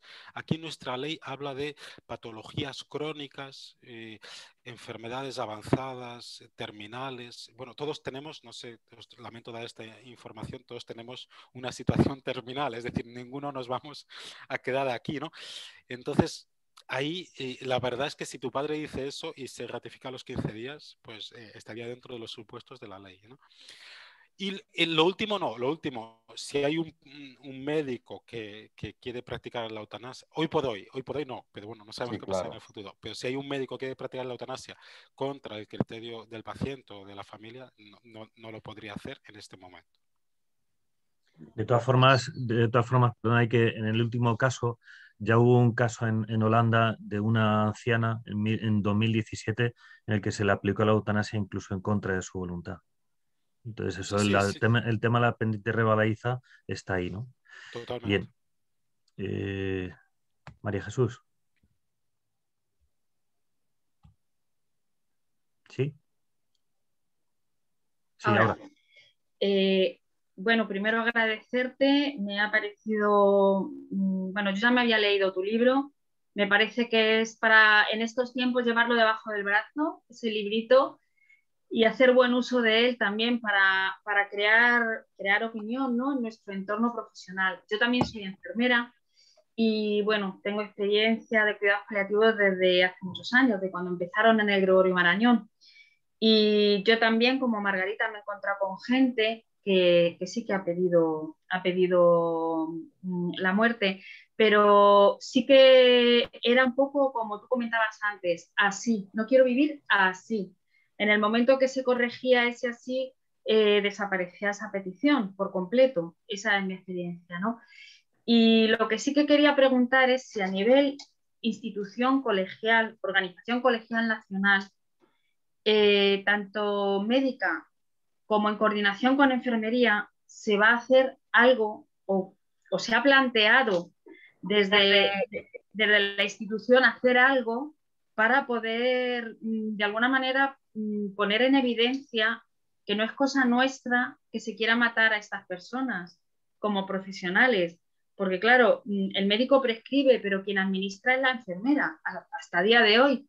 Entonces, no sé, que si quieren matar a las personas, que las maten por otro medio, pero que si hay alguna iniciativa en el que como colectivos nos neguemos, ¿sabes?, a hacer una práctica que está totalmente en contra de nuestro código deontológico. Muy bien. En el caso de la enfermería, lo desconozco a nivel nacional. A nivel de Madrid, nosotros cuando hicimos la declaración con los farmacéuticos y odontólogos y médicos en Madrid, invitamos también al Colegio de Enfermería y ellos prefirieron hacer una declaración ellos, que es una declaración que a mí no me gusta. Pero bueno, a nivel nacional, la Organización Médica Colegiada, que agrupa a todos los colegios de médicos de España, tiene una declaración reciente, no me acuerdo si es de 2018 o 2019, en Melilla, claramente contraria a la eutanasia. Y además el código deontológico, que es de la Organización Médica Colegiada y que es el que he puesto antes, excluye claramente la opción de la eutanasia. Yo he solicitado a la Organización Médica Colegiada que actualice esta declaración. Lamentablemente, de momento no he tenido respuesta, entre otras cosas, porque hoy, yo ahora cuando termine esto me tengo que ir a votar. Tenemos elecciones en la Organización Médica Colegiada. Se presentan 4 candidatos. Una es mi vicepresidenta, que es precisamente la persona, antes se ha mencionado lo que pasó en el hospital de Leganés, la persona que tuvo que ir a solucionar lo que pasó en Leganés, que fue muy grave. Y bueno, dependiendo del resultado de estas elecciones, supongo que habrá unas declaraciones más o menos valientes por parte de la Organización Médica Colegiada. Es verdad, y yo lo he sufrido en mis carnes, que ahora cuando te opones a esta ley te atacan por todos los sitios, ¿no? Con lo cual, independientemente de que los candidatos estén contra la ley de la eutanasia, lo que no sé es hasta qué punto el que salga elegido tendrá la valentía de hacer una opinión clara y frontal contra la ley. Cosa que, por otro lado, yo creo que es muy mayoritaria en la profesión médica, es muy mayoritaria. Es decir, yo para transmitir un poco hasta qué punto esto es cierto, y yo me presenté en septiembre a la presidencia del Colegio de Médicos de Madrid, había 5 candidatos. De esos 5 candidatos ya hubo uno que, como compartía nuestros valores, pues se unió a nuestra candidatura, y de los otros 4, nuestra candidatura obtuvo más votos que las otras 3 juntas. Y mi opinión en este tema es bien conocida, es decir, cualquiera que vaya en Google y lo ponga, es decir, los colegiados de Madrid sabían muy bien lo que yo opinaba y claramente hay una opinión muy mayoritaria contra la eutanasia. Ahora bien, sí es cierto que a nivel institucional, pues al oponerse a una ley que ahora mismo pues es prácticamente seguro que va a salir, es decir, bueno, todavía hay una esperanza, pero ya minúscula, de que no salga esto, porque todavía ha estado en el Senado, tiene que volver al Parlamento.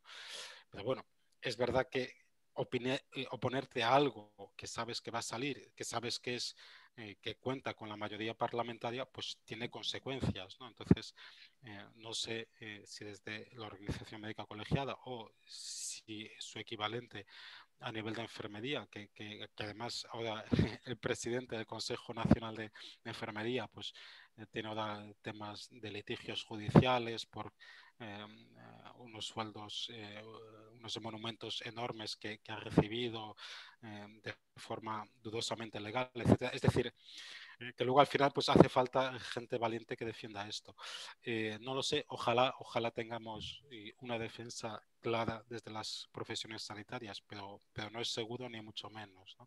Yo lo que sí veo es que se está vendiendo esto muy bien.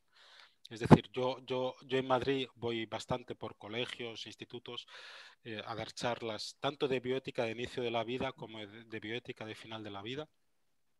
Y me doy cuenta de que respecto al aborto sigue habiendo un rechazo mayoritario en las clases, porque yo empiezo hablando con los chavales y les pregunto y tal.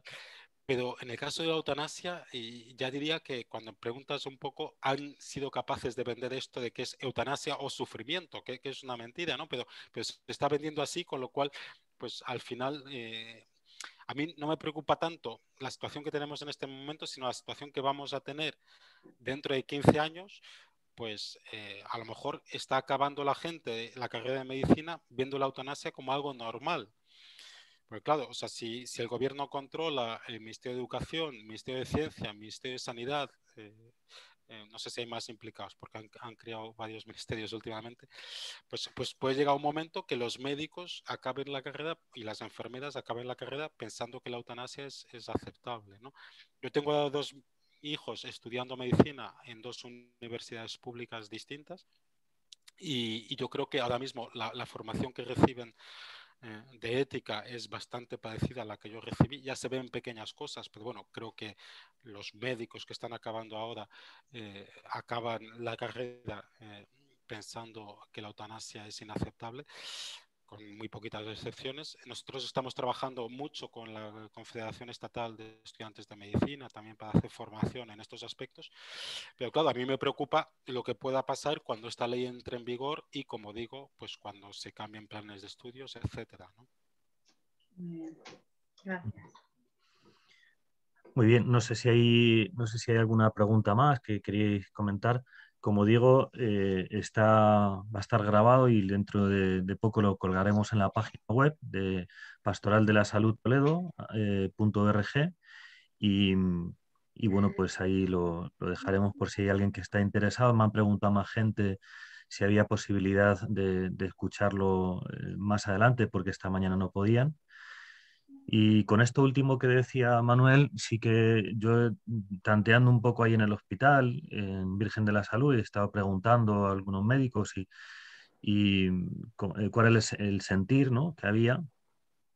Incluso lo que está comentando ahora Manuel de los más jóvenes y por estas corrientes que van entrando un poco donde hay un déficit antropológico tremendo, pues sí que me llamaba la atención pues a favor, ¿no? Pues que no lo veían como muy claro y era raro el caso de médicos en los cuales pues a lo mejor se lo planteaban, ¿no? Ahí. Con lo cual da una cierta esperanza de que en la práctica, ¿no? Hay un ejemplo en la historia que yo no sé si esté acertado o no, pero por lo que tengo conocido es que cuando sale la ley de eutanasia en el primer estado moderno de Europa, que no es Holanda precisamente, sino que fue la Alemania de Hitler, en el 1938, se hace la ley de muerte misericordiosa, curiosamente, que la llama así, con una propaganda, con aquel ministro de la propaganda nazi, Joseph Goebbels, y en el que pone una película, ¿no? Parecida a lo que ocurrió aquí con una película, que la de Mar Adentro, pues allí era Yo acuso, ¿no? Y quienes tumban la ley de eutanasia, la ley de muerte misericordiosa, ahí en Alemania, son 5 años después las enfermeras y un obispo, que es el obispo de Münster, que es beato ahora, August Clement, y que fue perseguido por el nacionalsocialismo, ¿no?, ahí en Alemania, y que murió en el año 46, 1946, y que Pío XI le llamó para hacer una carta encíclica por la preocupación de la corriente que estaba habiendo en Alemania con el nacionalsocialismo, ¿no?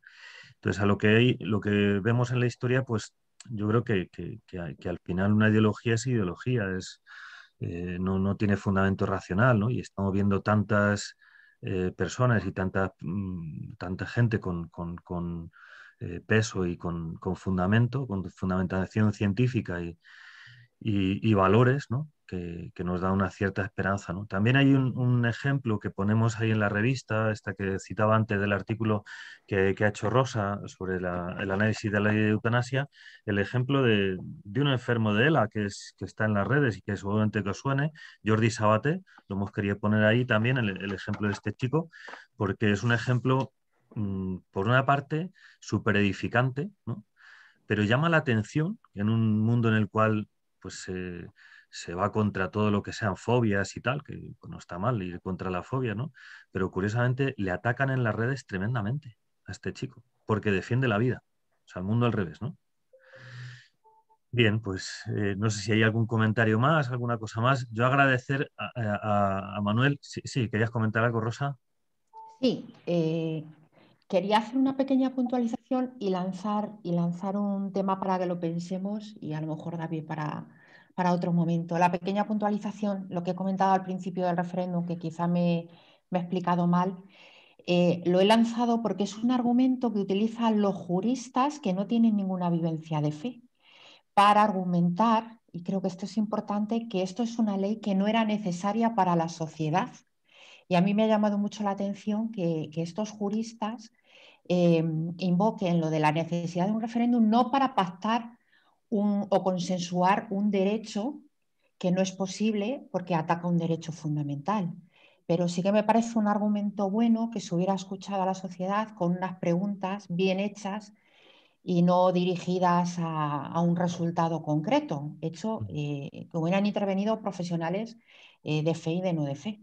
Y por un lado, y lo que quería lanzar, que me parece importante, es la figura que se me ocurre del médico eutanásico y a la vez paliativista, que puede llegar a darse.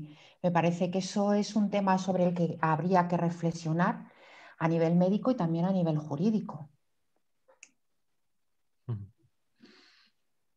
Bien, ahí Manuel, no sé si tienes alguna cosa que comentar de este tema.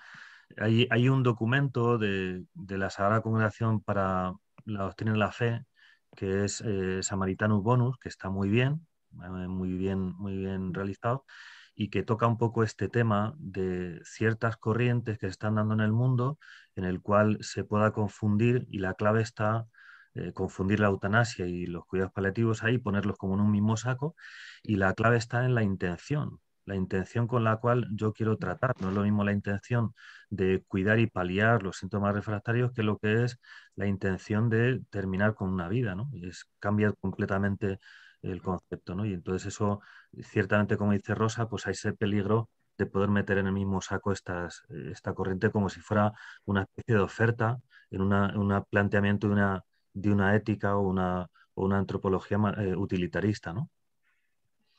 Yo creo que es un poco lo que comentábamos antes, que depende mucho de cuál sea el objetivo. Si el objetivo es matar o si el objetivo es el controlar y tratar síntomas. Pero es cierto que cada vez más se intenta confundirnos, ¿no? Y entonces, de hecho, vas por la calle y le preguntas a alguna persona por eutanasia y cuidados paliativos y muchos creen que es lo mismo y hay mucha confusión en este tema, ¿no?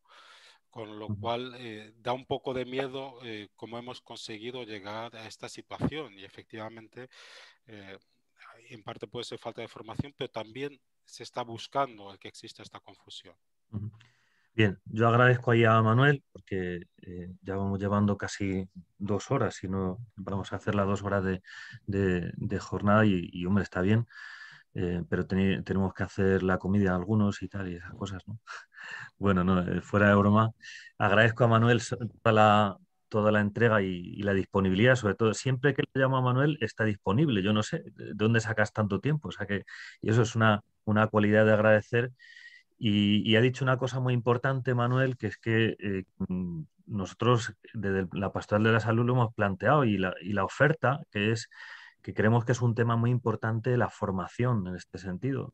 Y por eso hemos ofertado pues a todos los ámbitos de parroquia, de institutos, de colegios, y estamos ahí a disposición, porque gracias a Dios, yo di gracias a Dios además, personalmente como responsable puesto por el obispo para este tema del secretariado, porque siempre que pido gente para poder trabajar en este tema, a nivel de los medios de comunicación, a nivel de charlas, etcétera, pues hay gente con celo, con ganas de trabajar y que creo que cada vez va habiendo más gente que trabaja así con este deseo de la formación. Vivimos un ambiente en el cual hay mucho de ideología y poco de razón. Hemos pasado de la negación de la razón de la fe por la razón a la negación de la razón por la ideología y la emotividad, ¿no? Y entonces esa vertiente y pues ese declive un poco personal pues lleva consigo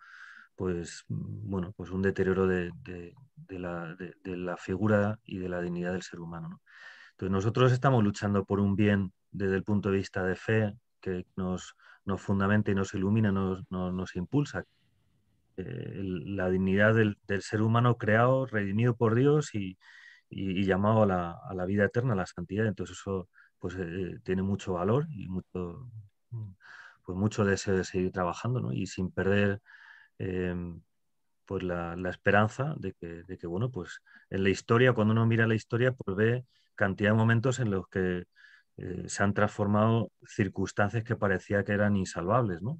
Entonces, tenemos ahí una fuerza, la fuerza de la gracia de Dios, y tenemos una fuerza que es la que nos ha puesto Dios en el conocimiento y en la realidad humana, que es la razón y el diálogo de la búsqueda de la verdad y el bien. Eso es implacable, ¿no? Pues os agradezco este rato que hemos podido dedicar aquí y bueno, como digo, estará colgada esta charla y además hay otra charla más que dio, si no recuerdo mal, corrígeme ahí Manuel, pero creo que fue en el Congreso propagandista de cómo era el lugar este donde estuviste dando una charla hace poco, que no recuerdo. Es que sí. He dado unas cuantas, entonces no sé cuál Sí. sería. Hay uno de Congreso Nacional de Bioética, sí. otra que es en el Congreso Católicos por la Vida Pública, creo que se Congreso llama. por la Vida Pública, Hay sí, varias. sí. Congreso Católicos por la Vida Pública, sí. Ese es. Y esa está colgada también en la página web de la Pastoral de la Salud, del secretariado. De todas formas, también os digo que tenéis el correo ahí, si acaso hay alguna duda más, alguna cosa que queréis, o contactar con nosotros, pues porque mira, se me ha ocurrido que le he dicho al cura de mi pueblo para que vengáis por aquí, damos una charla y tal. Yo hace poquito estuve en la Puebla del Moradiel, el jueves, y bueno, pues a nivel del Colegio de Carmelitas también estuvo Luis, estáis disponibles también para ese colegio otros también, Fernando y Titi. Y luego en el canal diocesano estamos haciendo los programas de formación para los agentes de Pastoral de la Salud. Si Dios quiere, para la semana que viene irán Raúl Hidalgo y Raúl Canaval también, ¿no? Tu hermano, Gema. Bueno, pues nada más, agradeceros y como nos ha dado la bendición el obispo, pues yo ya no digo mucho más, pero también encomendar y dar gloria a Dios. Gloria al Padre, al Hijo y al Espíritu Santo, como era en el principio, ahora y siempre, por los siglos de los siglos. Amén. Bueno, pues que paséis buen día y buen fin de semana. Gracias. Gracias.